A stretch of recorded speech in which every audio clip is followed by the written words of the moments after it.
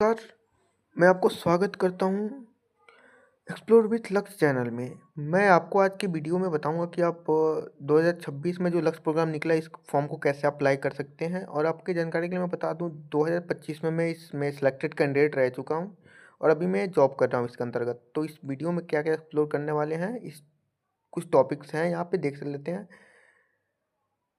Programme एवं role opportunity, education benefit, eligibility criteria क्या है, एलिजिबल डिसिप्लिन कौन कौन से, सिलेक्शन एवं एवोल्यूशन प्रोसेस क्या है और इम्पोर्टेंट एप्लीकेशन डिटेल क्या है। तो पहला हम देखते हैं। पहला हमारा टाटा मोटर लक्ष्य प्रोग्राम 2026 में क्या है। टाटा मोटर आपको ऑफर कर रहा है आप जॉब के साथ साथ पढ़ाई भी कर सकें, हायर स्टडी। जैसे आपने डिप्लोमा किया तो बीटेक कर सकते हैं फ्री में, 100% स्पॉन्सर।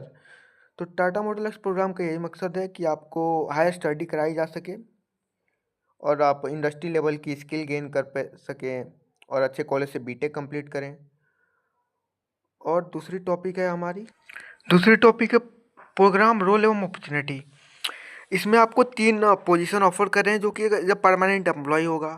पहला सॉफ्टवेयर ऑपरेटिंग इंजीनियर, दूसरा सेल्स इंजीनियर एवं कस्टमर केयर इंजीनियर। ये तीनों पोजीशन आपको as a permanent employ offer हो रहे हैं इन टाटा मोटर।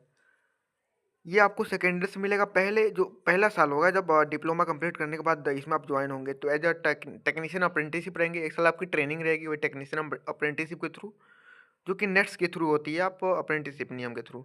और जब ये आपका कंप्लीट हो जाएगा तो आप अप्रेंटिसशिप एक साल का होता है, जब कंप्लीट हो जाएगा तो आप एज अ परमानेंट एम्प्लॉई आपको जो मिला रहेगा, जैसे सॉफ्टवेयर ऑपरेटिंग इंजीनियर या फिर इंजीनियर सेल्स या फिर कस्टमर केयर, उसमें आपको प्रमोट हो जाएंगे। इस सेकेंड ईयर से आपको ऑटोमेटिकली हो जाएगा, इसमें कोई नोटिस नहीं मिलना आपको, कोई एग्जाम नहीं होंगे, डायरेक्ट आप इसमें शिफ्ट हो जाएंगे। अब तीसरी टॉपिक है हमारी, वो देख लेते हैं तुरंत। अब तीसरी टॉपिक में मैं पहले बताया आपको, इससे आप डिप्लोमा के बाद हायर स्टडी कर सकते हैं।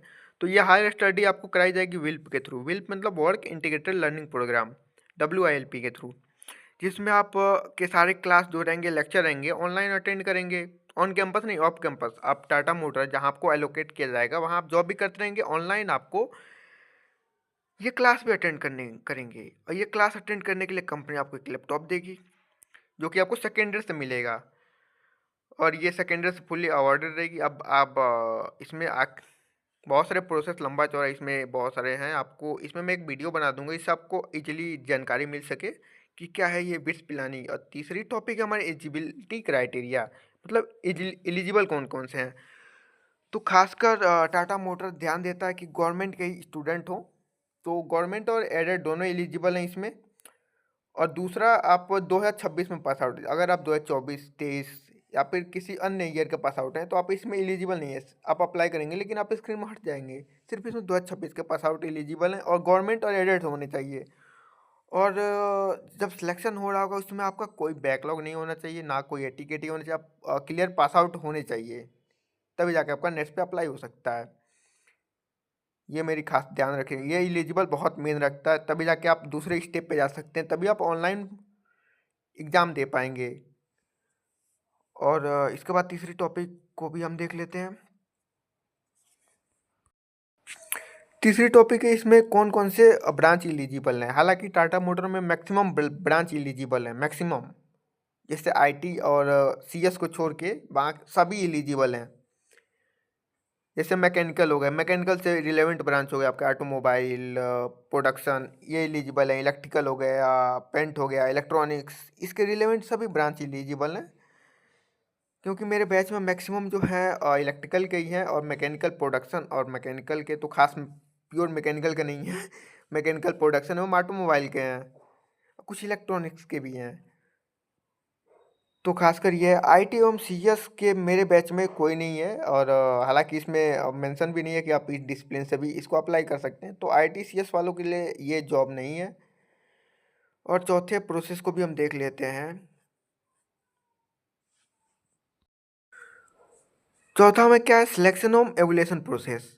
पहला जो मैं आपको बताया कि आप गवर्नमेंट पास आउट होने चाहिए, 60% मार्क्स होने चाहिए एवं 2026 के पास आउट होने चाहिए। इसी आधार पर आपका मेरिट बेस्ड शॉर्ट लिस्टिंग होती है, जिसको स्क्रीनिंग बोलते हैं। यह पहला आपने क्लियर कर लिया, उसके बाद ऑनलाइन टेस्ट होगा। ऑनलाइन टेस्ट उन्हीं का होगा जो मेरिट बेस्ड शॉर्टलिस्टिंग होंगे, सबका नहीं होता है, सिर्फ उन्हीं का होगा जो शॉर्टलिस्ट होंगे स्क्रीनिंग में। उसके बाद ऑनलाइन टेस्ट में आपके कुछ सिलेबस दे रखे हैं, जैसे कि एप्टीट्यूड एवं reasoning, quantitative and technical English.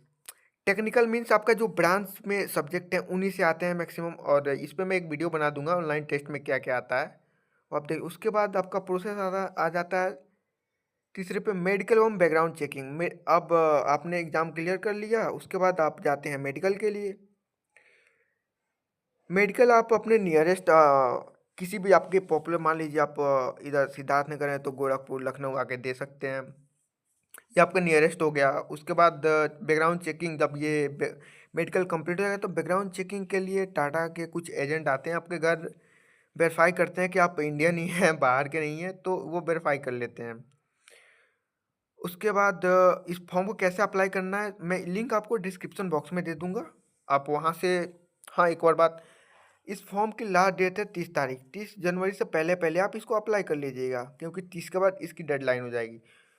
और हाँ, इस फॉर्म को आप अप्लाई कर, आपको लिंक डिस्क्रिप्शन बॉक्स में मिल जाएगा, आप वहाँ से क्लिक करिएगा और यहाँ आप डायरेक्ट आ जाएंगे इसके ऑफिशियल पेज पे, जो कि टर्बो वायर पे है। यहाँ आप साइन इन कर लीजिएगा अपने ऑफिशियल मेल से, जो आपके पास जीमेल होगा उसे मेल से अप्लाई करके, और ओटीपी आता है मेल पे डाल के साइन इन कर लीजिएगा। उसके बाद फॉर्म मैनुअली या फिर रेज्यूमे से फिल कर लीजिएगा। अगर कोई दिक्कत आती है फॉर्म फिलिंग में या फिर किसी प्रकार की इशू है तो आप हमसे कांटेक्ट कर सकते हैं, मैं आपको मेल दे दूंगा डिस्क्रिप्शन बॉक्स में, और आप कमेंट में भी पूछ सकते हैं, कोई दिक्कत आ गई तो। थैंक्स, कोई दिक्कत होगी तो आप पूछ सकते हैं। Thank you.